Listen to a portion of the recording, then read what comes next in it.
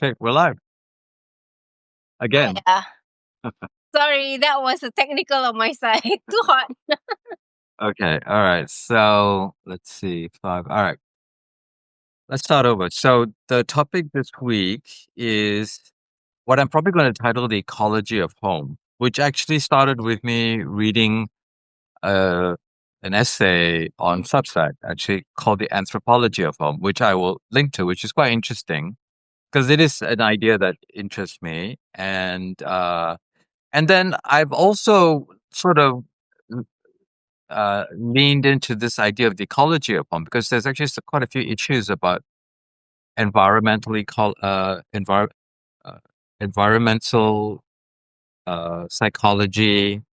Right, Wait, what else is that? There's another word for it. Eco psychology. right. There's terminology like solastalgia, which is a combination of solace and nostalgia, which is. And the reason I'm interested was I came across that word when I first came back to Malaysia, and I found Malaysia quite odd because it was my home, it's where I was Mm. born and grew up in, but I didn't recognize it anymore. It was just full of cranes and building, and there seemed to be like this terrible loss, like my old home was being torn down, and Nostalgia. Yes. yeah, it is actually a thing now that actually people are stressed by the idea that they're still living here, but they actually Don't don't remember the feel place. or don't are not connected to it, you know. Yeah. So and then finally the third component is I had and I'm actually thinking of like a new generation, what do they think as well? So I was working with some kids on a nature class recently, and I found them to be quite disconnected from their environment. Yeah. They struggled with. One kid wanted to turn back because didn't he wanted some water. It was like 10 minutes into the walk, and I was like, "It's okay, it's okay." And they were really struggling with it. And another one got bitten by a mosquito, and they just wanted to go back. Right. And I was like, "Wow, this is there's a disconnect here. Where these kids are definitely disconnected from." I mean, I don't remember like being that Uncomfortable.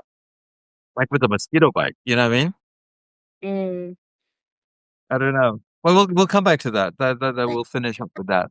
But let's start with this idea of the anthropology of home because I think that's quite interesting. Because the idea of home is actually also about uh, it's about a place. So you have images, there's landscapes. I actually read an interesting essay which is not available. I actually closed a website down by someone who did the history of gardening, and she was saying how She I think she did part of a course in the UK, and she really hated UK because she came from the US, from the prairies, and she Oh, couldn't and she couldn't connect with how closed everything was in the UK. yeah, yeah. Everything has got a wall or it's a Small closed windows. space. Yeah, yeah, Whereas yeah. the prairie is just about Open. openness Yeah, and don't fence me in and this kind of yeah. stuff. But that's very And American. funnily enough, I didn't relate to that because I actually like the British closed in. I Yeah. struggle with the very open plan. Like in a lot of suburban, like my friends live in Mamaroneck in New York, and they don't have fences. All right.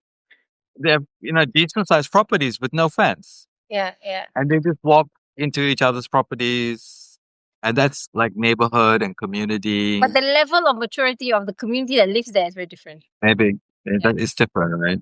Yeah. Yeah. So there's a very sense of place. Then there's also about a choreography of belonging. That means Right. acts of washing dishes, opening windows, cooking meals. These all add to the idea of a place that you belong to. Right. Then there's also ritualized practice. Yep. Uh, maybe the pictures you hang up. Yeah. The way you express your religion, and like I grew up with as a Catholic, and we had altars in every Yeah. room. Yeah. Like a Mother Did Mary you with the remember baby. those? Yeah, yeah, yeah. My grandma Like had in every room there was one, and they had like a little the light, and crying it's actually Jesus. weirdly comforting at night. You know, I mean, Okay. there'd be like a gruesome image of Jesus with the sacred heart all Yeah, yeah, bloody with thorns, and then there's this comforting light, you know.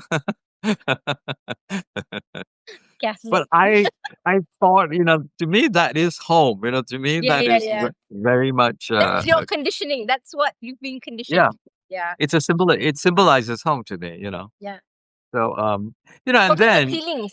It was was ceilings. what Ceilings. The feeling? ceiling when you sleep and you Ah, look up. And I remember every time because I travel a lot and I used to go for a lot of camps as a kid, and some camps I preferred better than others, and all these kind of residential programs. And I remember the only way I could get to sleep was to look at the ceiling and imagine my grandfather's house, because they used to have the big square yes, yes, yes. plaster Uh, ceiling with the The the grid, like a one grid. inch grid. Yeah, Yeah, and yeah, I just imagine, I'll superimpose that image on the ceiling that I'm at, yeah. and that It's would interesting comfort me enough to because go to sleep. it's interesting. I have the same memory, and I want to repeat it. Right. Like I want to put like I have. Actually, my house is not. No, my house doesn't have it. But I love that, and if I could have my way, I would I'll put do that it back again. in. Yeah, yeah, I totally would because I do love Yeah, it. yeah, yeah. Yeah, for me the ceiling was comforting. Um, but yeah, what is my sense of home? I've lived in many different places, and I think I've also grown in different places. So I feel like for me, home is the place that I can personalize. Like I'm in Shirating, I feel like I don't belong. But Already? in my the house that I live in, and in with my cats. I think when I first came without my cats, oh my god, I felt like a flag in the wind. Like Well, actually, my cats made it feel like home. Yeah. but you're a bit different because when I met you, you were actually quite stable in KL. You've been Yeah. living that place for a while, and then now you're actually a bit more nomadic, Yeah. Yeah. right? Yeah. And maybe But that's across the my life, difference, I've been nomadic. Every right? like few years would move, so that was quite normal. But Yeah. I did live in TTDI for a better part of like 15 years. Yeah. But even Okay. then, we were moving in TTDI as our lease would expire and stuff like that. Yeah. Yeah. So, and then another idea of home is actually maybe against this idea, which is described by this anthropologist about how nomadic and semi-nomadic groups in Southeast Asia actively resist state control through mobility. They, you Right. know, to move to them is not to be primitive, but to be politically autonomous, which is also an Right. interesting idea. So they make their homes impermanent, you know. Mm, And that's also quite interesting because a few years ago, one of the sort of big design theme was actually this idea of a nomad, mm. you know, because we are starting to become more nomadic in sort of modern I life. mean, digital nomads are nomadic. It's in the name. Yeah, actually, even before the digital nomad, I mean, when I was working as a designer in New York City, Mm, we were already, we were quite nomadic in the sense that we were spending a lot of time in different countries, mm. working, manufacturing in, Hong Kong, going Boxing. to see the markets and whatever. So there Yeah. was actually you know, how you identified was not so clear, Yeah. Yep. Yep. Yep. about what is home. Yeah. And then I think and that can also can relate to like what we see now here is that home sometimes is that annual trip back home during a festival. You know what's really weird? I Yeah, was in Gopeng maybe a couple of months ago, yeah, and I've been going to Gopeng almost every year for the last 20 years, because I did outdoor team building, and then I was working with Nomad Adventure, and then every year they would kind of call me back. Even when I was running Ecocentric, they'll call me back to run youth adventure programs. So I'll be one of the facilitators amongst a bunch of them. And every year I'll go back to Nomad to Gopeng, whether with Nomad or with Little Planet or whatever the company was. And this time when I went back, it was like, it's like balik kampung. It's like you're yeah, going yeah. home, balik kampung. And because I know a lot of the people who are from there, who've been operators, who are boatmen for the whitewater rafting, who were the lorry drivers, who own food shops, because when you are there for like, 3 weeks, 2 weeks, you're eating from these places, you're getting on those lorries, you're meeting those boatmen. So yeah, you get to know quite a lot of people, and some of them have been there from the beginning. So it was quite nice to see, okay, all of us have aged, all of us have changed a little bit. But it's nice to know that way back when we were all young and doing stupid things, yeah, we knew each other. So it was quite nice. So for me, it's Yeah. people. Also, People make it home. I think there's also something about how that can shape you. For example, so I grew up on Jalan Skudai, facing the straits. Right, So that was my childhood. Uh,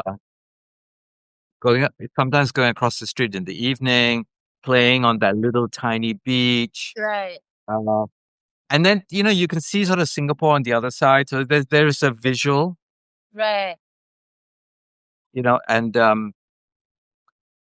and when I lived in the States and I started to have a shared house in uh, Westerly, Rhode Island. Yep, I realized I really loved it because it was almost the same visual. right. You saw water and a little bit of land. Familiarity. There's something that echoed, and the even weirder. I went to a friend's house one day, and he had a guest from Sweden, Right. and that guy was looking across at exactly what I'm talking about, and he's saying, "This place looks a lot like my home." So there Right. is a universe. There's a Yeah, universality about this as well. yeah, yeah. That is sort of deep in your psyche about these things, and you can find it somewhere else sometimes. I mean, I You know, remember reading this article about Van Gogh and how his brother Theo's wife, whose name I cannot remember, I'm sorry, she tried to sell Van Gogh's paintings and it just wouldn't sell. And then Theo died like a couple of months after Van Gogh passed. And she still couldn't sell all these paintings. And yeah, with the random paintings of like the postman, the potato pickers, so his bedroom. So what she realized much later was each installation of painting that he had sent to Theo came a letter. Once she ran the exhibition with the letters attached to the pictures, the paintings, ah, the exhibitions became hot stuff. So it's the narrative of place that gave it purpose and connected people to his bedroom, the postman, the random lady he did a portrait of. So I think for us, without us saying it to anybody else, within ourselves, right? We look at a place, we create our own meaning. And I think like for me and the ceiling, that was my meaning. That was my calm. Before I sleep, I like the place. I enjoy being in my kampong. My grandfather was a very cheerful figure. He anchored kampong life for us. And yeah, he would come and visit us during school holidays. So at 5, when the bus arrives and my mom picks him up from Pudu Raya, you can hear his voice. You hear his voice, your brain's awake. So that right. ceiling wasn't just a ceiling. That ceiling came with him. It was his So, voice. So home yeah, there's a has lot of all triggers. these There's a lot of layers. triggers. Yeah. Yes, it has all these layers, and it's the food. You can go to like that's why Chinatown is such an integral part of all Asian people. Yeah, Indian people go to Chinatown because there are things that the Chinese people have stock that we consume, and Chinatown becomes the congregation point for Asians. So Right. yeah, place has all these layers, and Yeah. that's It's a bit like when I lived in New York, and I did try to live in like Philadelphia. I went to look at places like Portland and stuff like that, and I realized when the cities are too small, they don't have an internationalness that actually makes me feel like at home. you right, You right, know, right, right, there's right. no Chinatown, there's no India town, and Yeah, it's that ethnicity that would make me feel comfortable in a big city. You yeah, know, yeah, yeah, yeah. I I mean, agree. even I remember once in uh, in Paris, which I hated. I used to have to go to Paris to do trade shows. Right. For me, the memory is actually also connected with having to work like a dog until the show because, you know, stitching the button on the plane. It's like it was Right, just right, like right. just a memory of really horrible memories of trying to beat the A clock on place, getting your yeah. collection done and stuff like that. And then we get there, and then we do the show, and then we weren't rich. We were just young, struggling designers, and we would go for dinner the cheapest part of Paris, which is in the Moroccan quarter, Right. where you can have a big couscous for a bargain. Whatever. And I remember like going to the toilet in this the first time I went in, and I went to the toilet in the couscous restaurant, and it was a fluorescent light, and I could hear like an insect like tapping, like flying Oh, against it. oh, that's a And home. then I could smell the mothball in the urinal, and the whole thing was like, oh my god, this is like home to me. The random thing, right? The random thing the threads that we have in common are so bizarre. Yeah, yeah, yeah, yeah. So, so yeah, and I guess just to sort of hook it up with where I'm leading to is, Yeah, I think sometimes this is important because we're also shaping our current reality based on yep, our past and what we like and what we want yep, and stuff like yep, that. So it sort of makes a difference when I sort of, when I meet people who are also from a different place, but they live here, it's like the world is actually quite fluid right now. yeah, There's a lot of expats, there's a lot of locals that have lived abroad, and the world is, this globalization it's no small thing. And it's an ongoing thing. true. And then I look at like young kids and see how they are responding to this. But they are Interesting just enough, totally, to a large extent, I think they would feel, you know what you felt about the mothball and the light thing? To them, the inside of a building, air conditioned, futuristically furnished, I think that will be their common trait. Big flat so screens, clear, crisp sound. I think these will be their normal, their baseline. the But if you comfort, make yeah, them walk in the rain from one block to the next, this is murder. yeah, This is unknown. I don't do this. This is not my normal. And I right, think that's why I feel like a forest school process is important, yeah, because you're yeah, not asking them to hack it. You're introducing them to the comforts and the opportunities that the outdoors can offer. And then yeah. through this, they build confidence. They have database of like what things smell, how to deal with the terrain, and all this kind of. And then you build their how to say their acceptance to place. Yeah. But Don't forget, I there's don't think also this, they will there's get to the psychological, point where they can children are, figure out how to deal with mosquitoes if they don't well, I experience mean, it. this is the other thing. There's also this sort of psychological training that these Mm. kids have from their parents and the environment. Like, they're told that the outside is dangerous, it's dirty, Yeah, yeah, yeah. all this kind of stuff. So, there's a lot of influence in There's a lot of our conditioning, yeah, perception for sure. of our world and our home. Mm. And I guess what I'm going to try and get to at a point is actually, where do we want to get to? What is this home's place that we need to get to, which kind of works for everybody as well. Mm. Uh, I mean, if you look at because it at that scale, then you're talking about the whole planet as home. And I think as an environmentalist, it is quite interesting yeah, that if we could shift everyone to say, hey, you know what, I can land anywhere on the planet and find my people, my food, my comfort zone, and yeah. then you are looking at the But protection that's of not the the world. planet But as a that's not. whole, as a whole. Yeah, but that's not the world. Though. The world is actually quite broken up and fragmented. People are fighting over the fences. Yeah, You can't eat this. You can't. There's all these gates and fences that people are.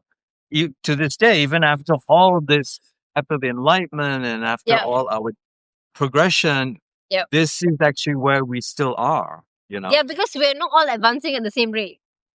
And this is a conversation we And had in Japan. we're also changing it. We're also changing. Yeah, Like yeah, just yeah, for sure. recently, I was reading about how women in Iran are now they're not wearing the hijab. They're actually out on the street, Mm, defying the laws, mm. singing in public. All these things were not allowed before.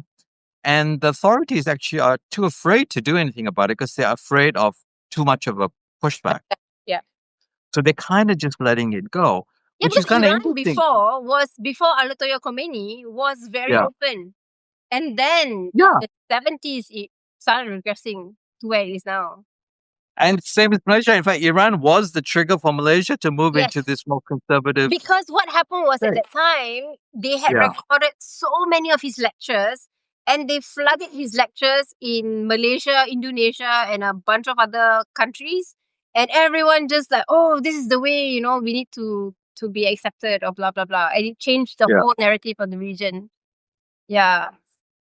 Yeah, so there is this idea of, I mean, the idea is like, what makes sense, in this new world, and what makes sense for sustainability, what makes sense for good health, Yep. what is the right path to take? Um, let's get back to that because I want to now Yep. I want to move on to, we talked about like the anthropology of it, Mm-hmm. but there's also such a thing as the ecology of home. Right. Uh, And if you Google it, you actually see there's a huge number of results. It's essays, it's books, it's academic papers, it's quite a lot of material around Yep. this subject. And I have a quote here from Henry David Thoreau, which is 19th century. What is the use of a house if you haven't got a tolerable planet to put it on? Yeah. So this is an idea that's actually been in the ether for a while Yep. now. That uh, it's problematic, what we do, how Yep. we deal with the planet. And then, we've talked before about something that when I did the park and stuff like that, this idea of biophilia, which is something that sort of emerged in the 80s, which actually started to formalize this idea which is humans and nature actually are supposed to be interconnected. We're not supposed to be disconnected. Mm-hmm. And the theory with biophilia is, okay, we don't cry about spilt milk. We don't say let's stop building cities. We just now say let's build cities with more nature in them. Yep. You know, and I think that is kind of gives us a clue to how to proceed.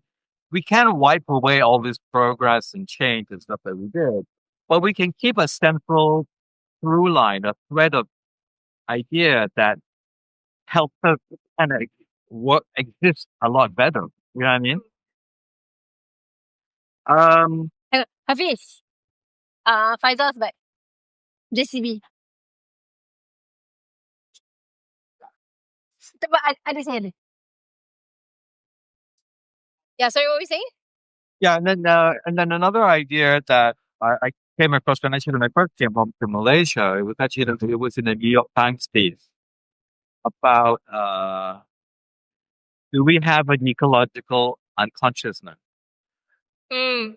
And they talked about a term called solastalgia, which is about feeling uncomfortable even though you're at home because your home has disappeared. What you thought of as home has changed so much that you don't recognize it anymore, which is Some of the exactly what I was. reasons, yeah, some Yeah. of the places that I don't like going back to, like I grew up in Section 5 PJ, and sometimes I don't like going back there because I remember the trees on that street, and I remember that you can, because as like below 12-year olds, we used to run through the drain system behind the house, between the houses, and we used to play that whole up and down that hill. And there were nooks where we used to hide, and all that's gone. So when Right. you go back there, you go like, I can't even explain this. I can't begin to explain this to somebody. But someone like Lyman will remember because he went to school there. So he has that same memory. So it's nice to visit there with someone who has that same memory. But it sucks to visit there with someone who doesn't understand it. And they go like, why do you like this place so much? It's just like any other place, And that specialness of that place is just lost. And so I get that word. What? Solastalgia? Yeah. Yeah. It's the same here in Johor Bahru. I mean, like I said, I lived across the street from the street. It was just a two lane street, right? Right. A 3-line 2-lane street. Now it's a 4-lane highway. Yeah. Then you actually Impossible can't to cross. cross. You have to walk all the way down, cross the thing, and then the other side is reclaimed land. It is nothing It's not, like yeah. Yeah. And sometimes I'll have a conversation with someone near my age and they're like, do you remember Lido Beach that used to be here? Yeah, Yeah. So there is an issue with what we've lost and what it's been replaced with, you know? yeah, I mean, yeah, another interesting thing for me when I first started doing the park and all that kind of stuff is how actually Nani, you know, Nani would headed up the lab in different strategy for Kazana. She talked about how third spaces had moved from like parks to shopping malls.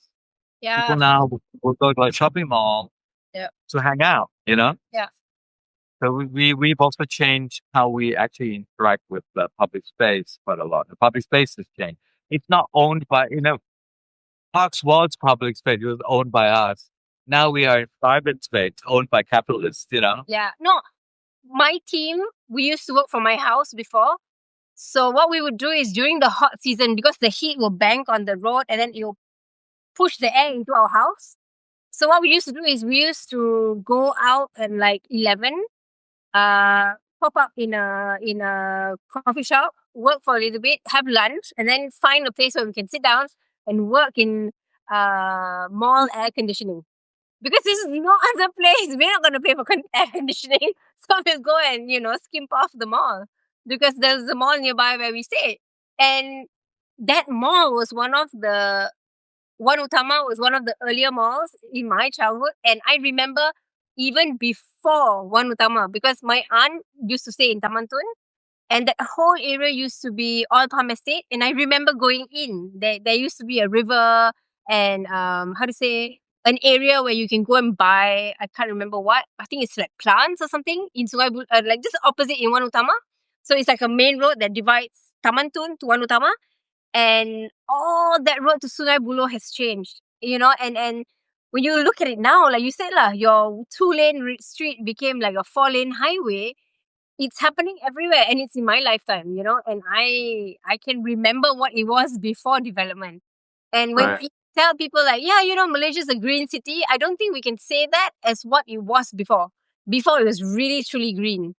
And yeah, Yeah. it does lose a bit of its shine from such intense development. Yeah.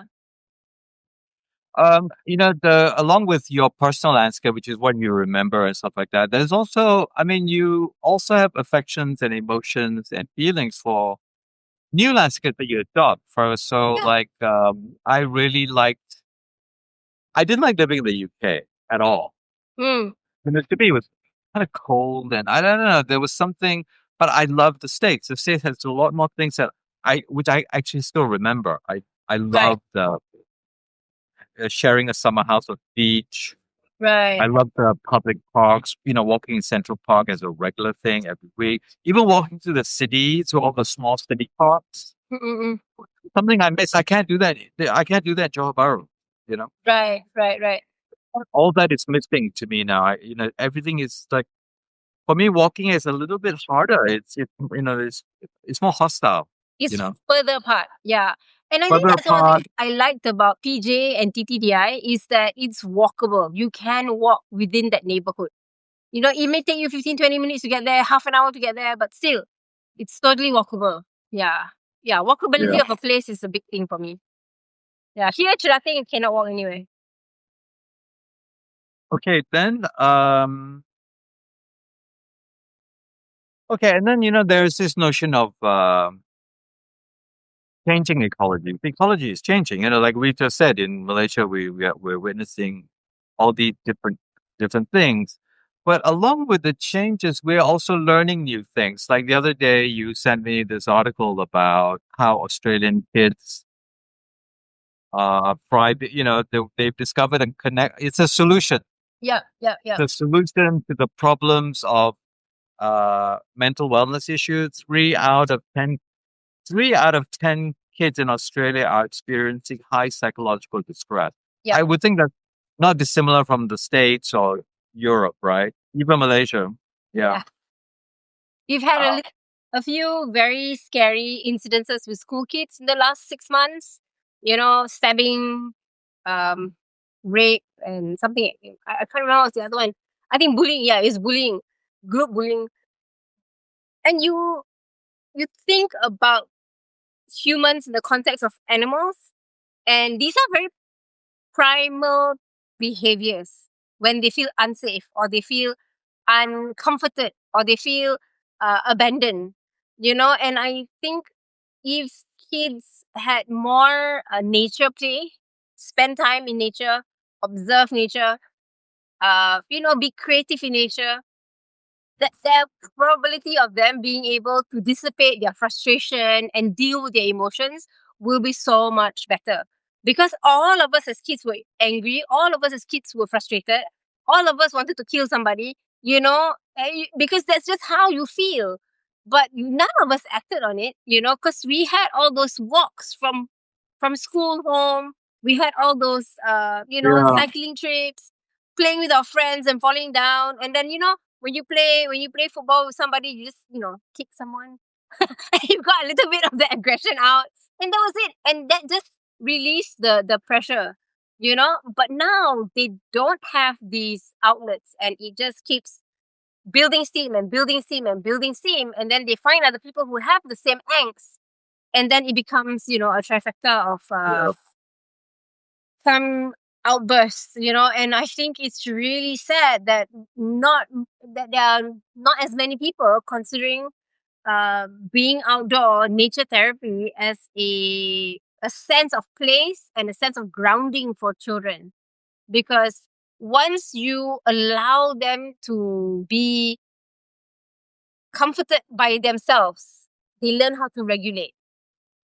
Well, actually, there's two issues. Actually, I've written a piece about child's play, which is one part of the problem, which is actually children are actually not allowed to play independently.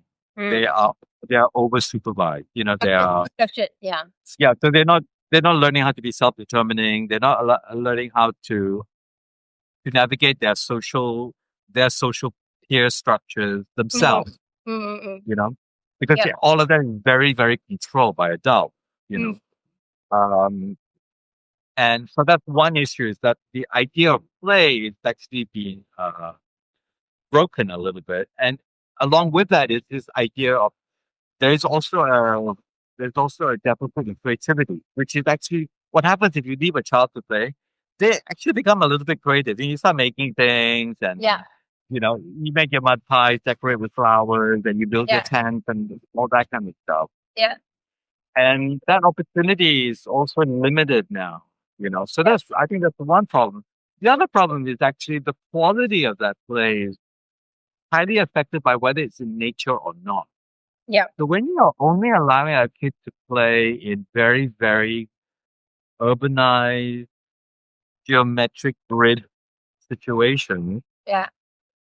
it's a different kind of stimulus. Yeah. And what gets me is when people do messy play, and all the messy play is like with bright colors and with white sheets in a garden that's highly curated.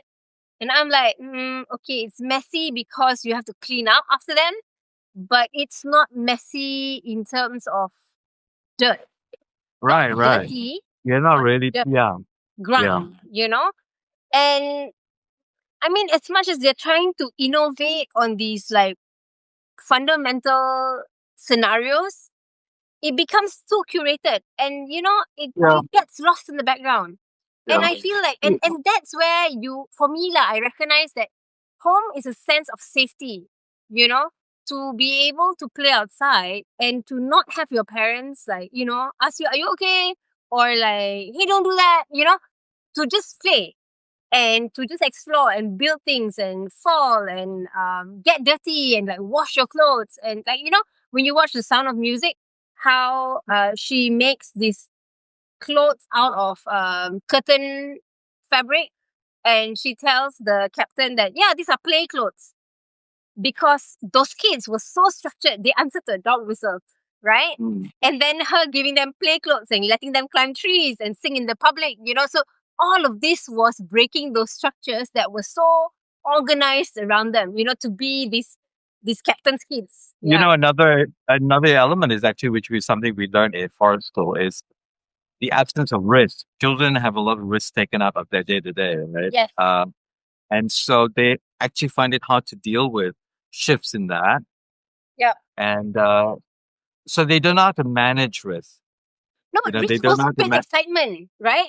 When you're Yeah. blowing the balloon and you overblow it and you know it's gonna Yeah. pop, it's not quite popped yet, and you want to hear it pop and you Yeah. blow and you go, and it hits you in the face. That feels Well, I mean, quite that's the amazing part. for kids. I mean, that's part of the thing about learning about risk is you actually learn about consequence, right? I mean, Yes, I remember my nephew. We just kept. We went on vacation to one of the lakes near Toronto, right. and we were constantly running to catch him to because he kept wanting to go over the edge. You know, he had a life jacket on, and one day he actually did fall. You know, and did he go near the edge again? No, He's learned he his limit. never Yeah, went near the edge again. So in a way, you have to risk. You know, you have to go through this yeah, thing and get burnt by fire, whatever it is that you do yeah, that actually starts to shape, the true fences of what the world is like. yeah. And it doesn't restrict you. It just actually it informs you, sort of Yes, gives you a better idea of how to manage that. Which I feel like when I see how kids are interacting, I feel like they don't know how to deal with these things anymore. yeah, Like the mosquito bite was such a big deal that they couldn't deal with it anymore. They were crying and wanted to go home and, no, sort of, it is overwhelming. I had kids on a trip once, and they were being swarmed by mosquitoes. And then we walked through this section of this. We went for a night walk, and we walked through this section of the forest, and they saw fireflies. And if I'm not mistaken, they were like American kids. They were like maybe 10 and below, like 9 and 10. And the kid goes like, "Oh no, the mosquitoes have torchlights." It was so oh my funny. God. He was so intense about being bitten at Oh dawn my. by the mosquitoes that even at night he thought the mosquitoes were coming to get him.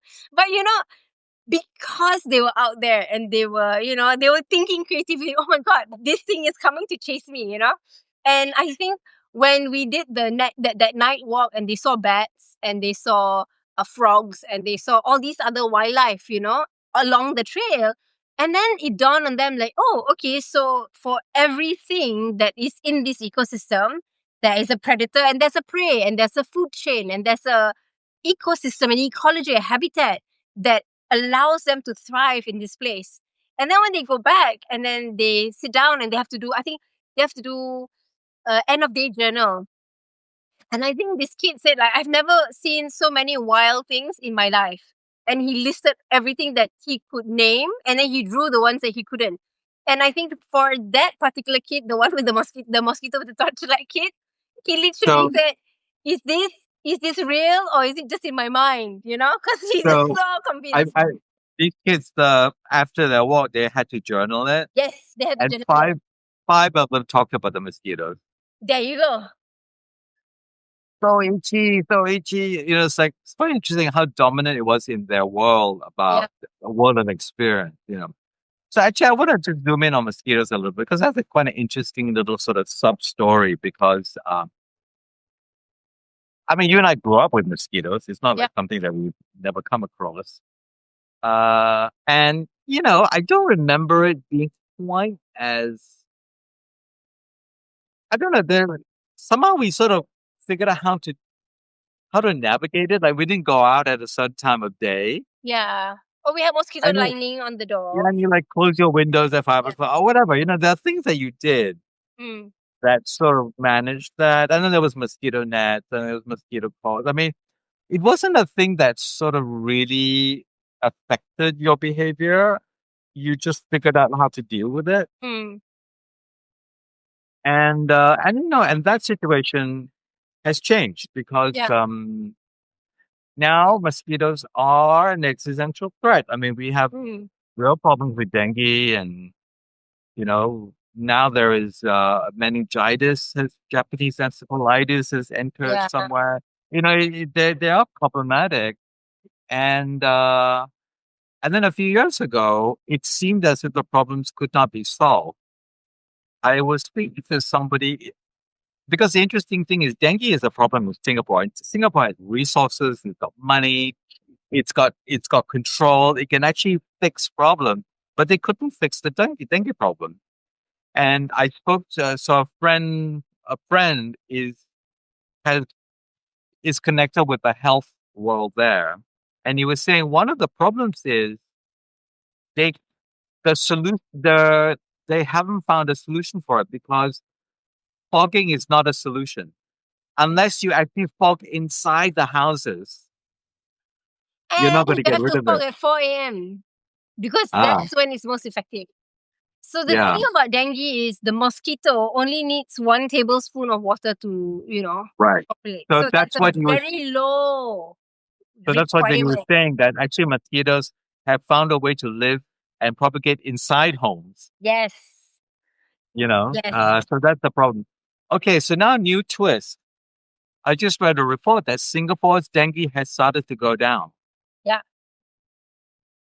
And okay, but before it went down, I mean, one of the reasons it's been high is actually, uh, like in Malaysia, one of the problems is dengue is actually emanating from building sites. Yes.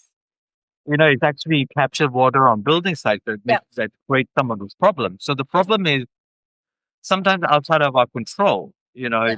Other people are It's the creating these places that we problems. can't reach and we can't see. Right, Yeah. right. Uh, so now they're saying it's going down, and they are actually describing one of the reasons is because of the success of this Wolbachia. Is that how you say it? Wolbachia mosquito. Oh It's a yeah, they're breeding a genetically, lot of these predatory yeah. mosquitoes. Yeah. I mean, I heard about it a few years ago about how they were trying to do it. And then I checked, and Malaysia has also had a very high success rate in their trials with it. So we're now moving into actually public policy exercise of using Yeah. this as a. So we may see the end of this problem, in the Maybe next maybe 10. a reduction. I don't think it'll be Yeah, the end. I think it'll be like a reduction. yeah. So, So, but what is home without that sound? right. Yeah, yeah, yeah. I mean, there's That's something one weird. mosquito in the room. Yeah. I mean, I know like mosquito calls are toxic, but like weirdly, I kind of like the smell of it because it sort of Over here. reminds me. Oh, Yeah, Naiman has yeah. a bat. A Zoom, what? zoom, zoom. Okay, yeah, I've had one of those before. Yeah, but something like that, it is an element in our environment that can actually get out of hand. Yes. We can Yeah. get back in control of it, you know, Yeah. and we can also build better for it. I mean, so this is where we are at, and I'm curious to see where we will go with this. Especially what I see is a lot of helplessness around this, Mm. around a lot of these issues. We're not really, for I just responded to something on Facebook, which it's actually due to the fact that we actually don't have local elections. We can elect our mayors, for example. Mm. So we don't have a direct lever to local governance. That means we cannot punish them, you know? Yep. So we feel that we can't control it. We keep yelling and shouting about how it's not good or whatever. Yeah. But But there's it's actually always too no. late. By the time we have a say, it's Yeah, too. We're yeah. not in So the we're not in the planning. We're in the proactive side of yeah, things. We are in the reactive side of things. After it's happened, yeah, how badly it yeah, has, affected something, yeah. yeah. So one of the issues is actually, I think people don't know that this is how governance should work. People think that they're helpless. That we can't help it. All these people in power are just not good and what have you. But I think if you, the if you left actually look out to the world, you see that yeah, they have different systems in play yeah. that allow you to actually participate. And the world can change. For example, Yeah. Singapore, I read a thing in 2017 when Singapore academics were talking about how the Singapore government needs to allow more public participation in Yeah. public planning and stuff like Yeah. that. And now it is actually introduced into public Yes. policy. Yeah. If they're going to build something, you will see the They But will the do a politics in showcase. Singapore is Yeah, very different from the politics in Malaysia. So yeah, that's a driver, number one. Number two is that when you want public participation, your baseline of education has to be solid enough for the people who come and participate in the discourse to actually have the stamina to have a discourse, and sure. not use privilege or other means to overtake the conversation. And Yeah, I think it is really important that people understand what yeah. are the limits. And that's the difference between governing, the government, and governance, the policies that, make it so. And I feel this is what I I learned would just during. roll. I would throw that, but you don't always have to be so involved to know about it. All you need to know is that you have the power to do something about it. So for example, like Yeah, but in the New power York, doesn't you exist if can the you can governance object. doesn't exist. You don't have to understand what's going. You can just object. You can just say, "I don't want this here," and you Yeah, have but that it power doesn't and go that very right. far if you're doing it by yourself. No, no, but you. That's what happened. The city government has to put up something if Yeah, they want to do so that's something, governance. and you have to agree to it. So if the minute there is 100 letters responding against Yes, it, they have to reconsider it. You know, yeah, so that's something governance. something like that. Yeah, Yeah, so we governance don't also have that at exists. all. We don't have that structure at all. No, You no, know, no, no. so we feel like we can't do anything about anything. Yeah, So I think that is an issue. like We feel when a bit powered. yeah, when I Yeah. go to the city council when I was in KL, TTDI, when we go and ask for the use of underutilized land to turn into a community garden, the pushback we always get is, right now we are spending X amount of money on cutting the grass. If you are taking up the park, then these contractors won't have work. And I'm like, contractors not having work is not my responsibility. My neighborhood having a place for people to congregate and Right. spend Right. time Yeah. and put eyeballs on the road so that we have better safety is my responsibility as a residents association, member. So the language is so different from within the structure and for us the user. So not just knowing about it. Dah bayar ke? So ah, okay. So us not knowing anything also doesn't work. We needed to know enough to be able to push back. So that is unfortunately just the way it works right now. It may change in the future. We may have paved the way for the next bunch of young people wanting to do more things in the neighborhood. But I remember at that time they were just like reluctant, and it was like we're doing this huge crime because the contractor won't have work. I'm like, not my job. What are, Like, what are your thoughts about local government? Because I remember a while ago, Bursay, after the 2018, they yeah, actually wanted to make that part of their manifesto. next step, and it disappeared. That whole thing, the opposition, Uh, DAT, don't talk about it anymore. yeah, nobody talks about it anymore. What do you think about that? I think it's bullshit lah.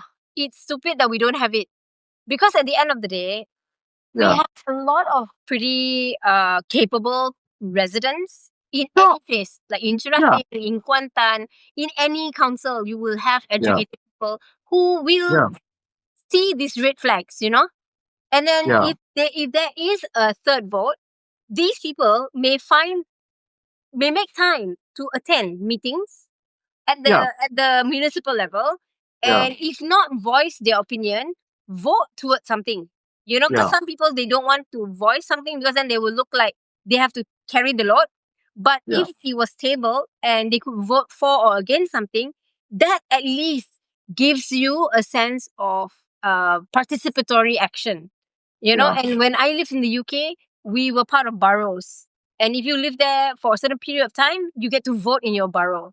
You Right. know? I mean, that's what I'm talking about. But the power, people are used to this notion that they have a power in their own city Yes. and in their decision making. Yeah. So the thing I was responding to was actually someone had written a post about this sort of the huge amount of LED lights in the public landscaping, like big signage and whatever. Okay. And I see that in Johor Bahru, it's horrible. Right in downtown, there's actually like an LED tunnel with, like, it's Oh, the all like rainbow one. yeah. That's And then like next to it, there's You're a going to part where they store, but the other way around. and next year there's actually a small part where they actually remove the tree and build artificial trees covered in lights. I know. Murder. So what's happening is somebody is using their power in local government to exert their taste and their aesthetics. Now, I I posted that actually this is something that could not happen in New York City because in New York City there's something called the New York City Design Commission that is actually the committee is actually picked by the mayor, but Mm. they're usually volunteer. But they're like New York has this huge pool of uh, talent, so it's artists, architects, landscape people, and they will sit and they will actually review. And the city is forced to be transparent about all public works that they do. And this team can exert their taste on this and say, no, we don't want this. So the problem is this, right? When we don't have a third vote, you have drain. People who have the talent Yeah, but cannot move the needle, yeah, yeah, they give up and they leave. So yeah. And and the they're prime not minister. invited. They're not invited onto a design committee like this, right? Exactly. Or you get Yeah, blacklisted, you know? So yeah, when I came back from Japan, I was part of, I got a little grant funding to activate my neighborhood. So what I did was I did a last mile mobility cycling program where we borrowed these rental bicycles which were parked at the train station to get local like residents in TTDI to cycle from their home to the train station so that we get more people on the trains, but we also get people using those bicycles within the neighborhood. And then we realized, hey, TTDI is not flat. And then we did a bike audit, a bicycle ride audit. And then and because we started the process, we had different smaller working groups doing different things, and it became very participatory. And we handed in our findings to like the DBKL, which governs our area. And basically they said, oh, we can't do a car free day. And we're like, we didn't ask for a car free day. We just wanted bike lanes. We just wanted yeah, like that blue line that tells you that, you are safe when you're in this line and that motorbikes don't get onto the cycle lane. yeah. And, sometimes when you're talking to people who work in the council, because they don't function in an entrepreneurial capacity. They function as I've been given an instruction and I'm going to do the instruction and that's it. I'm not going to do more. I probably will do less, but I'm not going to overthink it. And that's when you get a really great idea like a bike lane, and then you don't communicate this to the guys who do the drainage, and therefore there's no ramp up between one section to another section. So it just abruptly ends. And these little things would be so best managed if you had someone who could pitch the idea directly to the council, Mm. and the council would take the idea and then scrutinize the outcome, and the person you elected would see like, okay, how is it beneficial to turn TTDI into a blue zone? How much do we need to do to get TTDI into a blue zone? Because it's got that demographic, it's got the large scale park, it's got a walkability opportunity, it's got a cyclability opportunity, it's got a small circuit transport system that could happen. So there were so many opportunities in TTDI. And again, we kind of started a committee group called Transitions TTDI. And had we had elected official in the city council, we could have really mobilized sustainability in that neighborhood, which Right. would have become something replicable elsewhere. But because we didn't have that rep, we did not have a backing. It was really on the steam of our own interests, and it Yeah. dissipated. Even after they did, like, there was a group that did an inquiry about solar paneling and minimizing the dependency on Yeah. grid power. But yeah, there's no Yeah, and thought. to your earlier point, there's also a knowledge gap. I mean, let me look back to the mosquito issue, for Mm, example, because the reason that these few kids had a problem is because even though I had explicitly said in my instruction to wear long sleeve, they didn't. They had a short sleeve on, yeah. and I didn't really have the time to to school the parents in the whole. So I also didn't know like how. how knowledgeable they were. And now I know. And it's actually, I'm not surprised because this is a general knowledge gap. People don't really understand how to manage mosquitoes. Yeah. It's actually mechanical. You actually need to just stop the bite. You have Yeah. to wear long sleeves, Yeah. or, all these things are the number one of the best responses. Same thing with when you're sitting down. The number of times I've been asked as a landscape designer, what can Yeah. you plant to stop the mosquitoes? There's nothing unless you go and sit in the lemongrass citronella hedge and rub yourself every 2 minutes. Roll over, roll over. It doesn't work because, and so these same kids have brought citronella things. One application which only lasts 2 minutes and it's Back to already an fish. hour. Yeah. So there is definitely a knowledge gap about how to manage it. So uh, I think I will write this down because it's pretty straightforward. The only thing to manage mosquitoes is actually mechanical. Cover up and put fans on. Fans are Zap, zap. one of the uh, yeah, Like because they zap, cannot zap. handle the turbulence. Yes, Mosquitoes yes. cannot handle the turbulence. It's actually one of the best. So if you have like a couple of fans directed at your space, it's one of the best. Definitely not citronella candles or roll-ons or patches, all that kind of Right. stuff. There are a couple of things that do work. So, for example, when I first moved to this house, Yeah. the mosquitoes were crazy because it has been empty for a while. So if I was to walk down to the next, where the durian trees are, Uh-huh. you would get swarmed. So really, the only way to stop that is you needed something like DEET. Oh You my God. needed you needed a chemical. Warfare. But few years later, I discovered there is actually there is a lemon eucalyptus oil that citridol, I think it's called. Okay. The active ingredient is citridol, and it's gone through a lot of tests, which has proven that it is as strong as DEET. So if Wow. you really, really want something natural, there are natural, Right, solutions right, to right. it. But you got to know about them, otherwise, you see kids with a patch, and I'm like, oh, that's not going to stop it. That's just not going to stop it. Uh, and at the same time, I've also seen mosquitoes cause havoc because, both my gardeners got dengue. Not from Ah, my okay. house, but from their house, Yep. Yep. where they live. And it's very problematic. It's cost them 1,000 ringgit each. It's, no, no, one Me of and them. my two neighbors, left and right, and Yeah. Lyman all got dengue at the same time. I was Um, hospitalized. Lyman went back home. The neighbor got very sick for a long time, but didn't get hospitalized. And the other side, like her Nothing. mother-in-law made all sorts of concoctions, and she was just drinking and drinking and drinking. God knows what. But it's horrible. It takes you like 6 months to get back to normal again. Yeah. Yeah. So, it is an issue. It is a thing that we kind of have to kind of manage. Hey, where are we at? And so just so to wrap it up, um,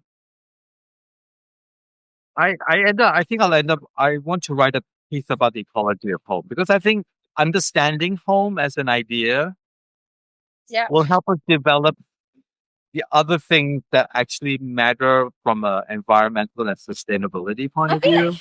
part of home for me is also the people. Like you Yeah, remember when I yeah, first came here, I was really struggling because people didn't get me. And then that's how we started talking every day, and that's how the podcast came about. And then Lyman started coming more frequently because his work he could manage it a bit differently. And yeah, and I think if you guys were not accessible to me, I think my levels of stress would still be very high yeah. because But you you can can't feel have alone. conversations. Yeah, yeah, Yeah, yeah. yeah. It's interesting because that's similar to my experience in Malaysia when I was at school, university, and I used to come back. I was ready to go back again because actually Malaysia was quite different. Like you couldn't go and see a movie. There would be like 30 cuts in it. It would be completely, it would be very heavily censored. Yeah. Now, it's no It's barrier. You seamless. just don't Yeah, watch it on the internet, you know? yeah, yeah, So now I don't feel so closed off living here. yeah, That world is available if I want to, if I yeah, really, really yeah, need. yeah. watch a banned movie, that banned movie, or read a banned book is available. Yeah. Yeah. Yeah. I Whereas remember the before, it first time really I read a Salman Rushdie, and I can't remember what it was, but I had I think it was ground beef or feet or something, and I brought it back here. Can't remember how I got it. I think somebody gave it to me. And I was reading it, and one of my friends who was like she was a lecturer at University Malaya, and then she looked at me and she was like, "Do you know there's a banned book here? A banned book here?" I'm like, "What? You guys ban books and authors?" And like that was the first time I was like, "Huh? That's so weird." Oh, she wasn't even a yeah. So she was a lecturer, yes, but she was also my relative. And I brought the book to a wedding because too many people. So I just had it with me. Yeah, and that's when I'm like, oh, okay. People don't read certain things because it's curbed and it's managed. And I feel like when you talk about transientness of the mobility and not being state control, I think books have that capacity to move between spaces and communities and people. And because we have this culture of giving and sharing books, like you don't have to buy a book, it could be passed to you by somebody, or you could go to a place and then you could pick a book for free. And I mean, I've picked up so many new ideas from just being in a place. So we were on a cruise with Lyman's family many, many years ago. And there was a take a book kind of shelf, this huge shelf with a bunch of books. And so throughout the cruise, I'll like skim through the book and I'll put it back on the shelf. I pick another book and I'll skim, and some of them were contributions from other travelers, right? And I think like that sense of transient knowledge is amazing. And I think that access also makes me feel at home. To know that the people here are reading these kinds of things, I feel safe. I feel like, okay, it's floating around here somewhere. So you kind of feel like the knowledge is in the space and you can do certain things because they understand that. And I think, yeah, okay. So on that yeah, hopeful note, what do you think? What do you think? Do you see a future where a new generation will actually, if we have talent here, it's not like we're a third world country with no smart yeah, people, yeah, no creative. We're full of talent. yeah, And who can't work here. You know, we're forced yes, to go find work abroad and stuff like that. yep, But what's happening is we don't have power. We don't have the yep, power to be connected. yep. Do you see that as a possibility in our future? You know? Yeah, I think it's begun like maybe a decade back to start paving this way. Like I remember I took Lyman's parents to watch Joe Kukatas, and she had this she's a comedy theatrical person, and she did a show where she had the Ministry of Hot Air and this lady called Rabina Berry. These are all her different personas, and she had another character which was Makcik Fatima, who like just doesn't know where everything is, and it wasn't her fault, and she doesn't it's okay, everything is okay, so she pacifies everything. And when I brought his parents to watch this show, I think Lyman's dad, as a Chinese man, never felt so proud to be Malaysian because he felt everyone in the audience was laughing at all the white elephants that is our politics and our stereotypes and our criticism of our own shortfalls. And I think walking out of that, the only reason why he wanted to shake her hand was to tell her that she did such a good job of saying all the things that he wanted to say but couldn't. And I think he was very blown away by this space and her ability to pull out all these stories. And I think if that has already become public, I think it's just a matter of time for it to be permeating and acting out, in the public space. Mm. I think there is hope. I think it is coming. Just don't hold your breath. It is coming. Because I see that we there is a knowledge gap also about there's a political illiteracy as well. I mean, I Mm, like people get mad at me because I criticize TKR, and I'm like, yeah, but we're not playing football here. We're not supporting our team. We yeah. are actually critically analyzing their abilities. That Yes. means if the team we We want voted them to do for, better. yes, or we fire you. Mm, It's that is a lesson we don't seem to have learned quite yeah. yet, Yeah. you know. No, I think And it's also the fear of having no option. They've so bred this fear of no option. Yeah. And it is But the politics. It is the that brand of fear, politics. Yeah. that fear is fed into by the politicians themselves. Yes. You know, Yep. it's Yep. Yep. it is the DAPs and PRs that say, if you don't for us, the past will come into power, and then Yes. And you're they will make screwed. this and that and do Yeah, yeah. discomfort. So Yeah. so there's this Fear lack of based. understanding that, what, hey, I don't mind putting past in power for 4 years so that you get punished for not doing what I asked you to do. That's what happened when Barisan Nasional first lost, governance, Yeah, because a lot of people voted pass over Barisan Nasional. yeah, yeah. So And we it need has to learn the happened in our lesson. recent Yeah, history. Yeah. yeah. I mean, I don't really know what's going on in the States. It's getting very weird. But before that, when I was living there, it was quite clear. It was getting closer to the edge. That it was 51-49 Right. Republican to Democrat, and it would just flip 4 years, 8 years, flip here, flip. And what Okay. happened was you had your moment in the sun for 4 years or 8 years, Mm. depending on what your values were. And Yep. then you change and you just have to tolerate the other person's point of view, Yep. which Yep. Yep. I thought was not, it's not unhealthy to do that. You Yep. just deal Yep. with Yep. it. Yep.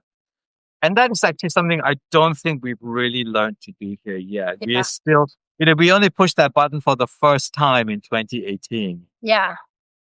you know? Yes. Yes. So I think we're still getting to know that. Yep.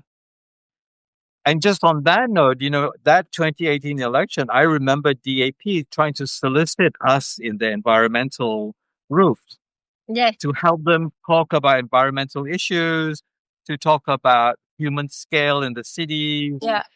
They knew all about this stuff. Yes. Did they do anything about it when they were in power? No. And that's what we need to learn how to fix. Yes. No, and Don't that's we why the can't third just vote really we just matters. can't It's fall about for follow their through. Yeah. yeah. And we can't just vote them in and just expect them to do it. We have to Yeah. punish them Yeah. when they don't. Yeah. Yeah. They're too euphoric on the win that they Yeah. do whatever they plan to do, or they prioritize to do, or they promise to do because they were funded. Yeah. It is I what it mean, is. yeah. The other thing is we just have to wait till all the old ones die and the younger ones in. Yes. I've thought of this opportunity for a long time, but it's not happened yet. Yeah. Where's our Zoran Mamdani? That's what we want. Okay, on that note, I think we're done. Yes. And I'm sure we'll return to this topic in tighter ways. But this sort of gives a sense of a connective tissue on the subject. All Yes. right, Nisha, Bye. I will talk to you soon. Yes. See ya.